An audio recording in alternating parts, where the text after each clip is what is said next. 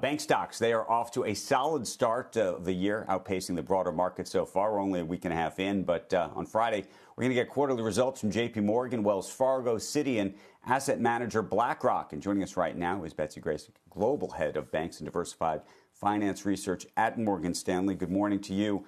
What are we really going to hear, you think, later this week in terms of forward-looking stuff? I think it's going to be unclear. I think that there's going to be so much noise in the backward-looking stuff this time around, no?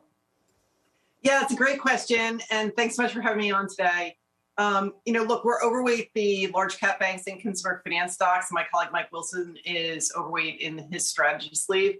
What we think we're going to be hearing is a couple of things. Two, importantly, on loan growth accelerating, and on, obviously, the outlook for interest rates. That's going to feed into better top-line growth expectations for the banks. So if you want to break these banks down, we've got JPM, Bank of America, Citigroup, Wells, and Morgan Stanley all on the screen there.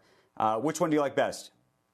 Now, of course, I do not cover Morgan Stanley since I work there, so let's take that equation, no problem. We'll take that off. Okay, very good.